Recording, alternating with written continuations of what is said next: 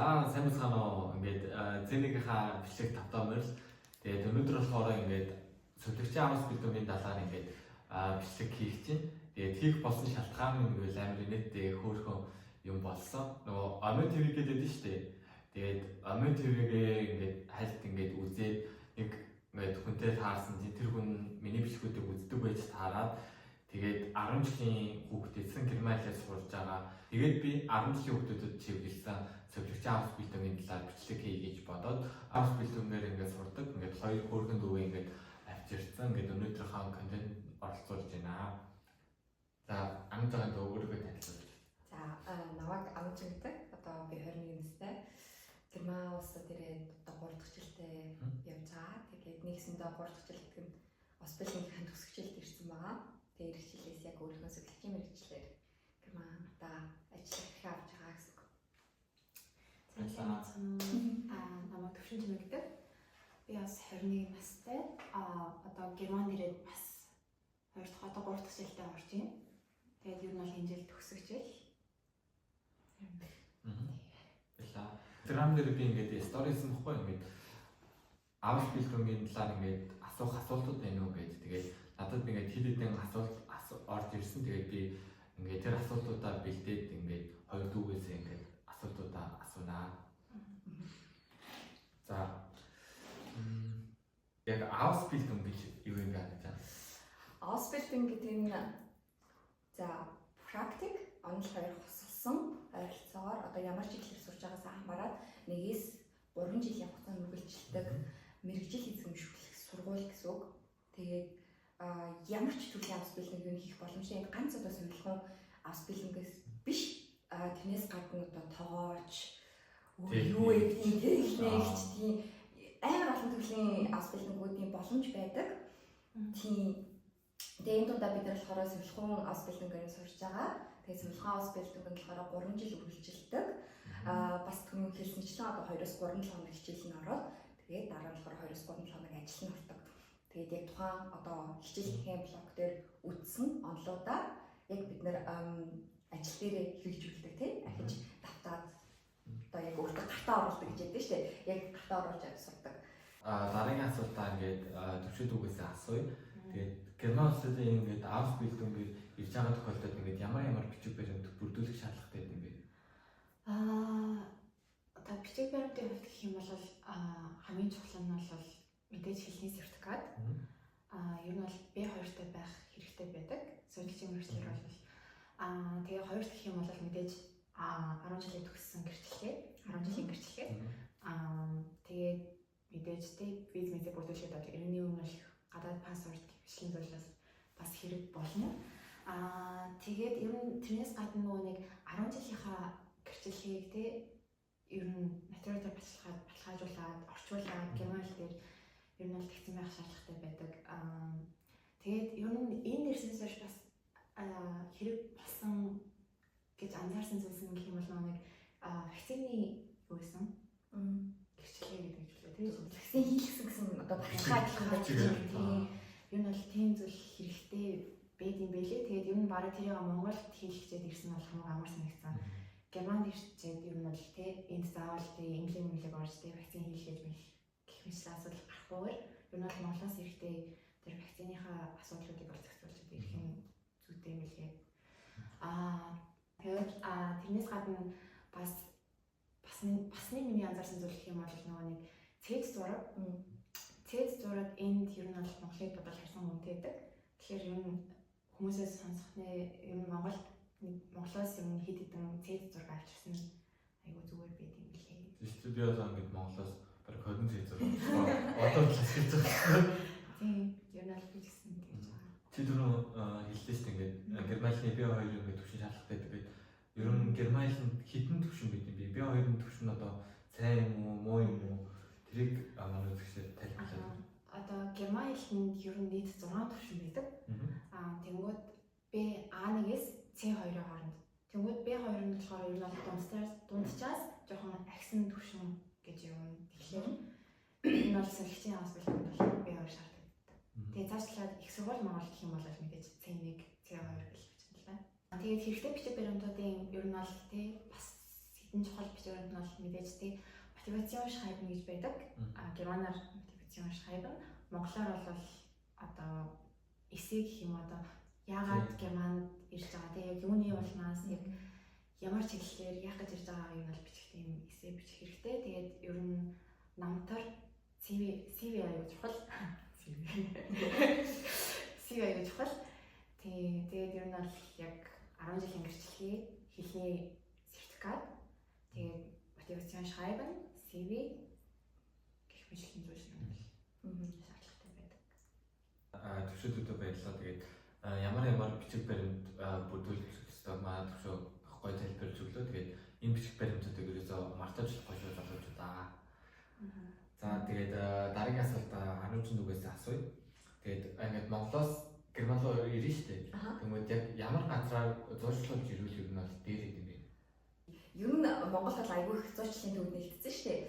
Тэгээд амар олон зурчлалын төвдөөс төвшөө бит хоёр ABC-г сонгоод ирж ирсэн. Тэгээд ABC-гээр сонгоод ирж хаад бол надад асуудал амар бага байсан. Бид нэр хэлээ сурцсан ABC танаас бүх юм зохицуулаад өгсөн байсан. Надад яг манай найз болохоор өөр зурчлалын төвөөр ирж ирсэн юм. Хөгжил төв гэдэг. Тэгээ энэ болохоор яг манай мужийн Тюрингэн мужийн засгийн газартай гэрээтэй байдаг. Тийм болохоор илүү одоо найдвартай гэх юм уу? Тийм. Тэгээд засгийн газрын юу гэрээтэй байдаг болохоор зурчлал бусад зурчлалын төвүүдийг бодвол арай хямдхан. Одоо баг анх ирж байгаа манай найз бол баг нэг төлбөргүй ирж ирсэн гэж надад ярьсан. Тийм. Одоо болохоор яг ямар хэсэг бол бисээ мэдэхгүй байна. Гэхдээ миний мэдхээр ер нь бусад зурчлалын төвүүдийг бодвол арай арай найдвартай гэж одоо надад санагдаж байгаа. Миний одоо хүмүүс зөвлөх зурчлалын төв гэх юм бол хөгжил төв байна. За дараагийн асуултаа төвшөөд өгөөс асууя. Одоо би ингээд Монголд байгаа шүү заяа. Тэгээд би ингээд Монголоос ингээд Герман руу ингээд ирэх гэж байгаа ингээд хүүхд байлаа гэж бодоход би Германд очиод ингээд ямар нэгэн надад юм байрны асуудал гарах уу? Би байраа яаж шийдэх вэ? Тэгэхээр бол нэг асуудалгүй гэж хэлж болно.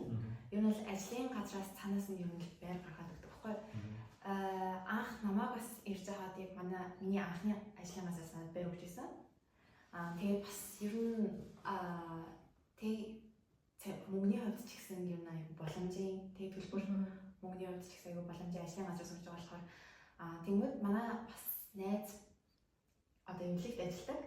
Тэнгүүд анх ирж байхад нь байрыг бэлдсэн тий өмнө үед ч гэсэн боломжийн тэгээд зарим газрууд бас ер нь бол бүр төлбөргүйч байр өгдөг газрууд бас байдаг юм билээ. Надад болохоор бас нэг арай өөр туршлага одоо тохиолдсон юм юм уу? Миний хувьд арай өөр туршлага байгаа.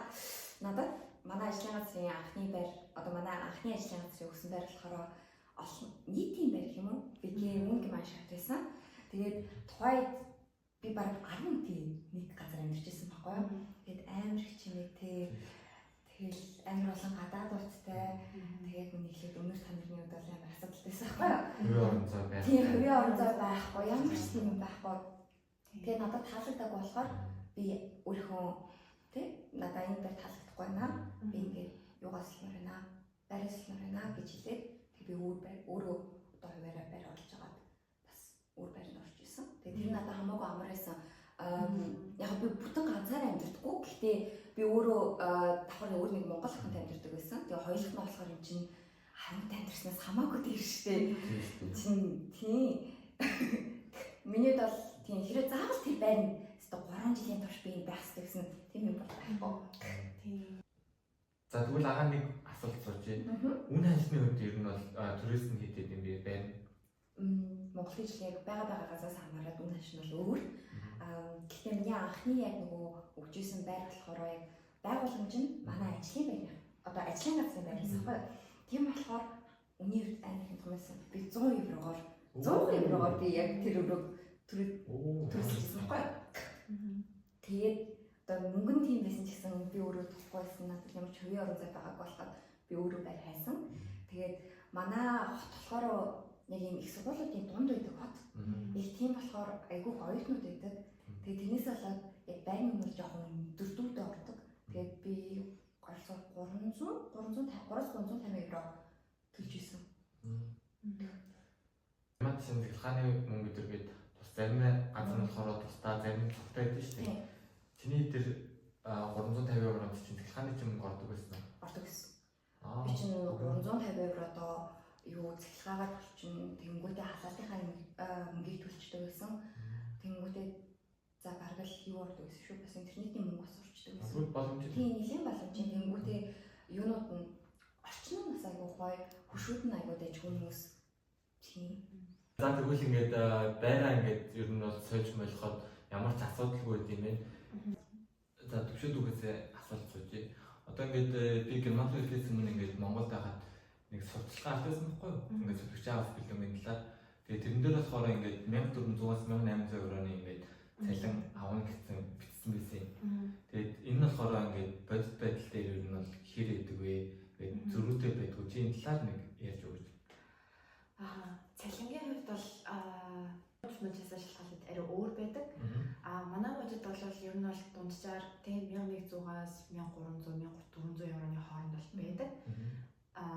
Гэхдээ гэрэн дээр одоо тийм 1800-аас 1300 евро гэж заагдсан ч гэсэн одоо германч айгүй татвар өндөртэй байна. Тийм тэнгүүд одоо эхний жил би 1100 евро авлаа гэж бодоход татвар нь хасагцаар агаад тийм би яг гар дээр ирэл 900 евро авдаг ч юм уу тийм. Ер нь бол тийм гэсэн арай жоохон өөр. Тиймээс шүү. Би яг ингэж гинбэж ирсэн байхгүй юу? 1400 гэсэн чинь 1400 евро авах гэж бодоод Монголоор за энэ 1400-ны тэдний евро юм байна. Тэр гэж хэлсэн байхгүй юу? Тэгсэн чинь татвар төлөх хэрэгтэй байсан билээ. Татвар бол маш шүү. Сасны хөдөлгөөн өндөр. Гэхдээ энэ дээр дахиад нэг юм өдөртгөн. Бид нар чинь нөгөө манай ажил яг юм офисын цагаар явдаггүй. Тийм. Яг бид нар өглөөний ээлж, оройны ээлж гэж байдаг. Тэнгүүд бид нар оройны ээлж, яг шөнийн ээлжиндээ гарах. Сквал баярын өдрүүдээр гарах. Тийм. Тэнгүүдээ бүтэнсээ өдрийг хүртэл тооцсон шүү дээ. Бүтэнсээ өдөр чинь яг ямар ч ажил өвөө та тийм. Амлын өдөр. Тийм. Тийм өдрүүдэд болохоор бид нар яг ажилласан цагаараа нэмэлт цалин авдаг. Тэнгүүдээ эднэрт чинь 100 сарыг айгүй өргөнөөр тэмдэглэдэг. 100 сар чинь айгүй чухал баяр шүү дээ. Тэнгүүдээ жилийн цэрэг 100 сарын бас нэмэлт мөнгө гэж нэлээд авдаг. Би одоо ингээд 100 сарынхаа мөнгө ингээд цалингаа ингээд бүр доблдож авч ирсэн шүү дээ. Гэхдээ ингээд доблдож авах эдгээр нь болохоор ингээд бас ингээд төвшөөгийн төрний хэлсэнчлэн ингээд эмнэлэг болохоосоо ингээд шалтгаалаад ингээд өөр. Зарим нь болохоор ингээд шинэ жилийн мөнгө өгчгүйгээр ингээд хямдрлын купон өдр өгчдөг байхгүй юу. Тэгээ манай эмнэлэг болохоор яг миний цалин ингээд 2 өдрөл өгчсэн байгаа. Түрүү ингээд чамаг ингээд сая ингээд Вайнакс гэж би ингээд тул сарын мөнгө гээд хэлсэн чинь надад бас юм санаад орж ирлээ л дээ. Одоо ингээд манай эзлийн ингээд гэрэн дээр ингээд он цуглахтны мөнгө буюу одоо 90-с дэшээ ингээд сурах юм бол ингээд мөнгө өгдөг байхгүй юу? Урамшуул гээд. Тэгээд би бүр сая 2 дугаар жилдээ 500 евроны урамшуул авч ирсэн шүү дээ. Энэ бас амар хэрэгтэй мэдээлэл шүү. Гэрээгээ сайн уншицгаагаарэ. Гэрэн дээр бүх юм суралцсан баг. Ингээд надаас бас нэг Instagram дээр нэг хүүхд асуусан байхгүй юу? Би одоо ингээд сэтгч авах бэлтэнгээр ингээд очивол ингээд дансандаа мөнгө байршуулах шаардлагатай байдгүй гэдэг хэлсэн. Ер нь дансандаа мөнгө байрлуулах шаардлагатай байд юм уу?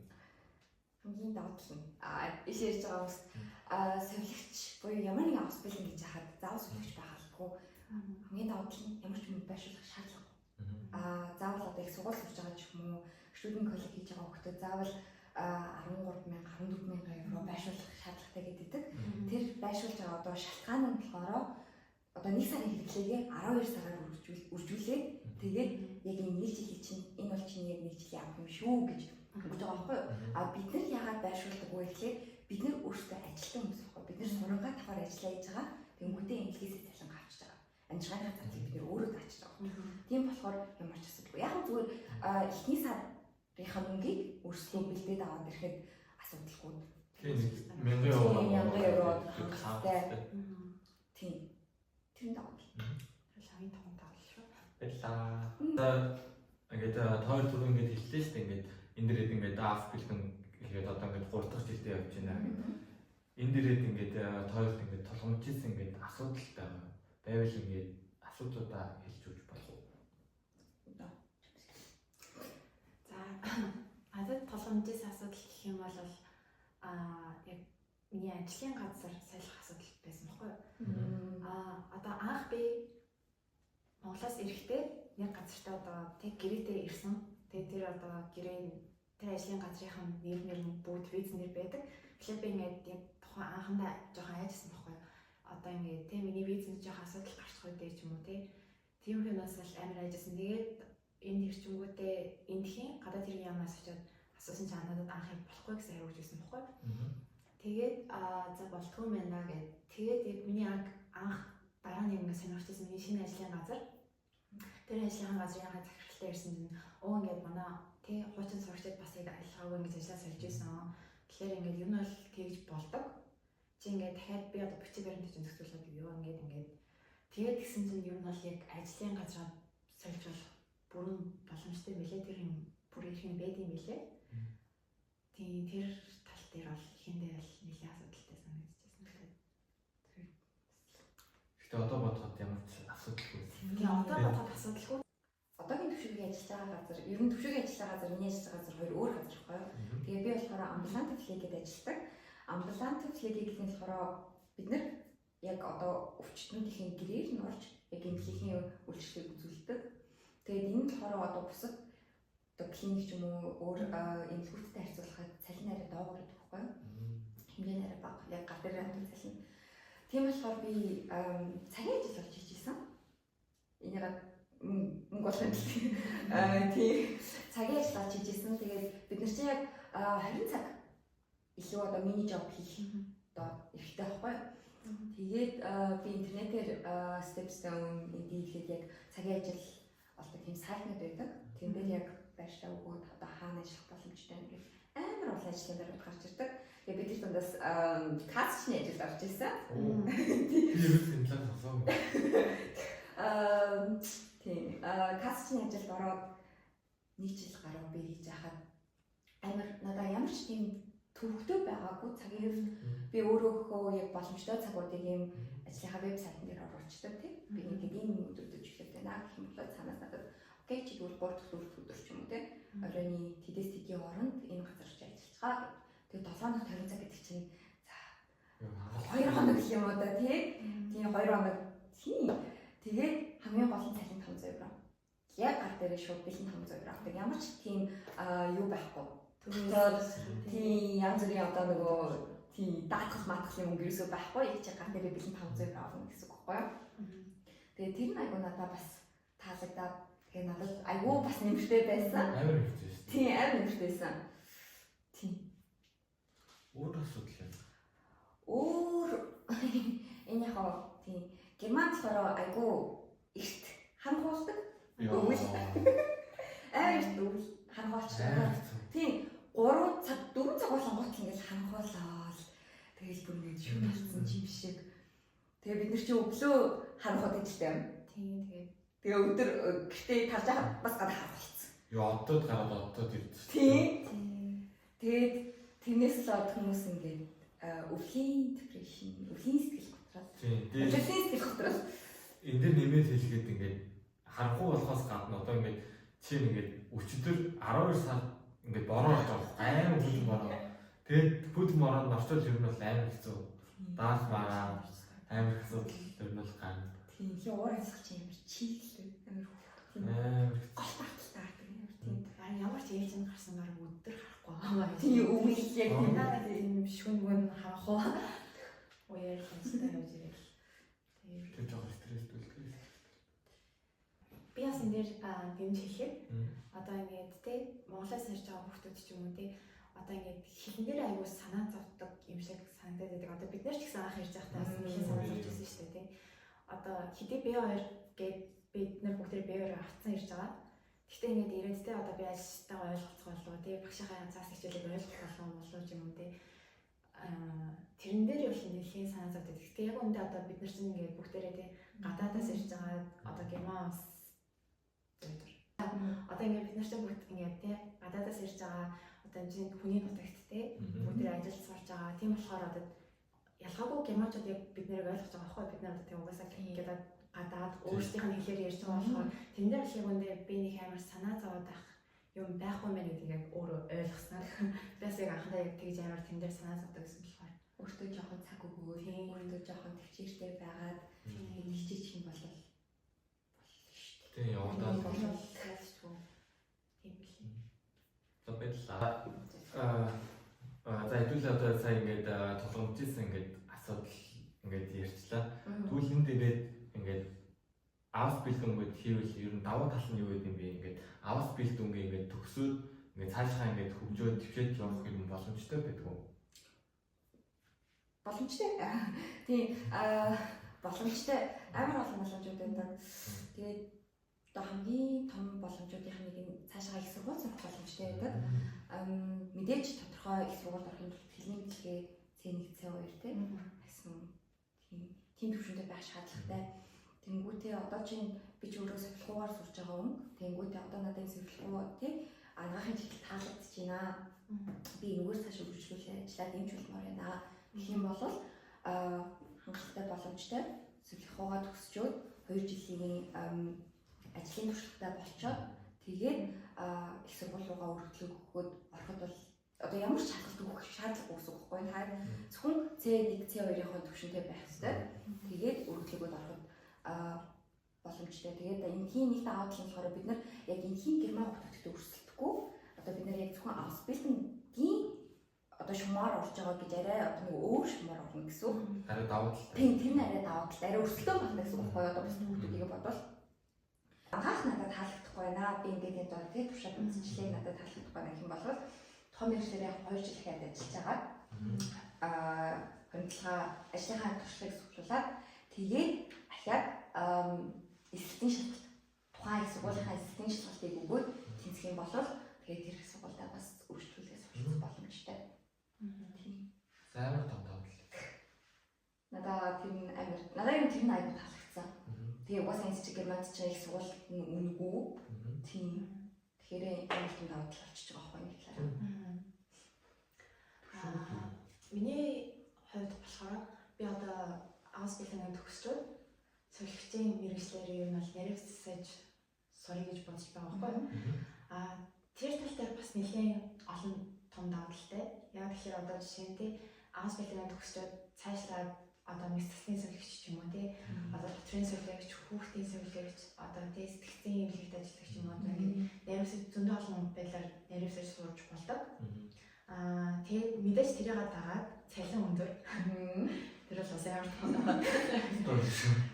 Тэгээд энэ бол би бас харсан чинь тэгэж нэрвсэж сурахын тулд одоо тий яг юугаар нэрвсэж байгаасаа шалтгаалаад 1-2 жил ойролцоогоор үргэлжилдэг юм билээ. Тийм боломжууд ер нь зөндөө олон боломжууд байдаг. Зөвхөн 3 жил сурчаад дахиад 1 юм 2 жил сурах одоо цалингаа нэмээд юм гэж байна тийм. Тэгээд ер нь цаашлаад тий бас ингээд одоо юу гэдэг нэг эмнэлэгч ч юм уу тий нэг одоо хүчтэй асуужийн газар ч юм уу одоо хүүхдээ одоо бид нар шиг тий сурч байгаа хүүхдүүдэд бас ментор болох боломжтой. Яг ажлынхаа хажуугаар тэгэх юм бол бас нэлийн цалин өндөртэй байд юм лээ. Ер нь бол цаашлаад ер нь суулаад үзэх юм бол амар олон боломжууд бол байгаа. Тэгээ энэ чинь ганц ерөөсөө ингээд сургууль биш. Чи давхар ажиллаа хийнгээ тийм бүтэн цалингаа авангаас сурахгүй. Бид нар ямар одоо бид нар шаасбилын цалин ингээд арай нэг жоохноор авдаг шээ. Энэ хүмүүс яг энэ чи сувилгуугаар амьд яг сувилгч байгаа цалингаа авангаа дахиад сурж байгаа байхгүй. Тийм шүү дээ. Чи нээр шаасбилын зөндөө олон сайн болоодтэй шүү. тийм цөөхөн. За над руу бас нэг хүүхд ингээд инстаграмаар орж ирсэн байна л та ингээд визний талаар ингээд асуусан байна. Тэгээд одоо ингээд бидрийг ингээд ирж явах чинь ингээд визийг ингээд 6 сараар гаргаж өгсөн шүү дээ. Тэгээд даавч бэлэн өгсөн мэдээж 3 жилийн хугацаатай. Тэгээд очиод энд ирээд ингээд сонгогдох шаардлага гарна. Тэгээд виз ингээд ер нь бол сонгуулахад яг яадаг вэ? Яаж ер нь визний асуудал явагддаг вэ гэдэг нь одоо визээс сонгуулахын тулд одоо бидний одоо ажлын гэрэн дээр анх ирэхэд тий газраас шалтгаалаад тий 6 сарын туршилтын хугацаа ч юм уу эсвэл 1 жилийн туршилтын хугацаа гэж юм заасан байдаг байхгүй. Тэгээд тэр туршилтын хугацаанд бид нэр одоо тэр цаанаас нь заасан шаардлагыг биелүүлээд хангаад яг ажилдаа тогтмол яваад, хичээлдээ тогтмол яваад одоо ер нь бол тийм их асуудалгүй байх юм бол одоо тэр туршилтын хугацаанд тэнцвэрлэх гэсэн үг шүү дээ. Тэгэхээр цааш та юм нь бол яг тэр газрын ажиллах бүрэн боломжтой болдог.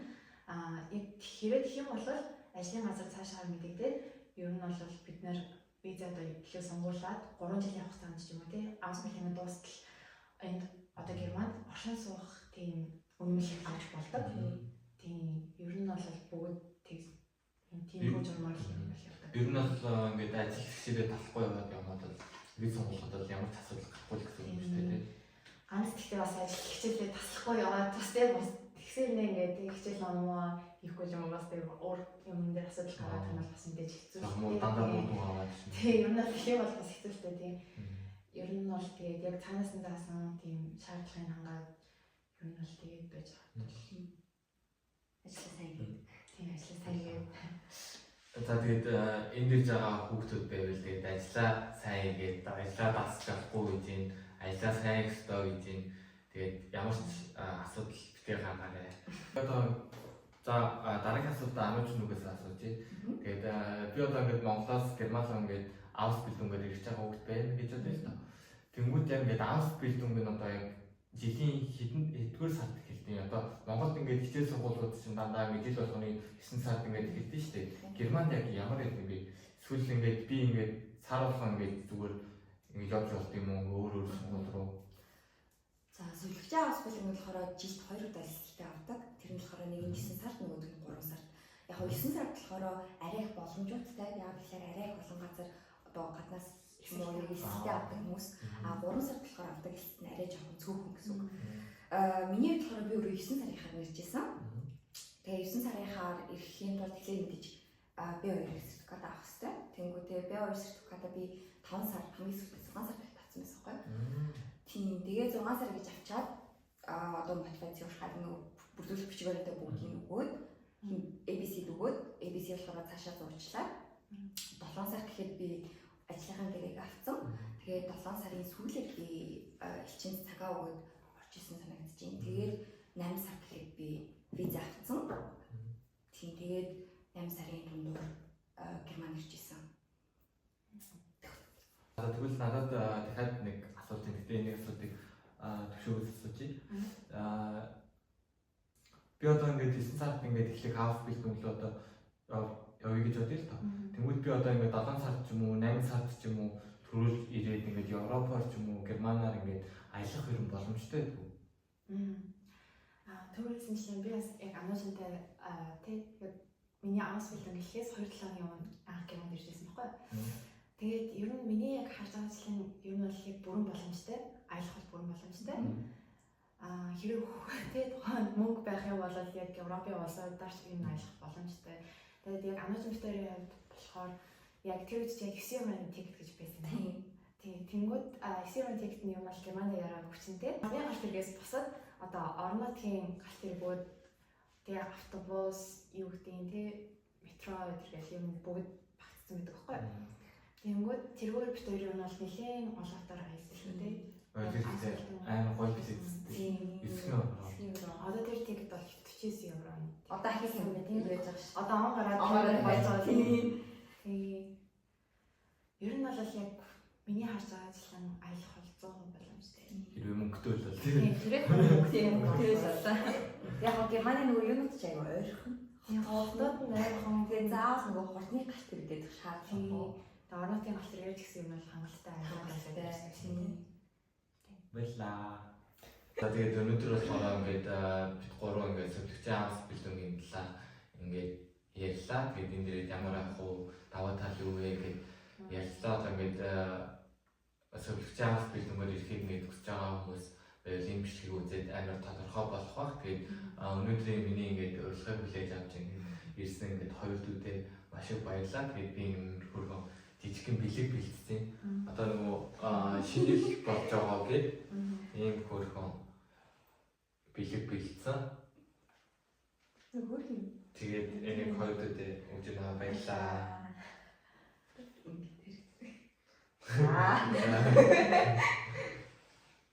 Guys, юу дахаа гэж байгаа зү subscribe дараад, like дараад тэгээд коммент үлдээгээрэй. За баярлалаа.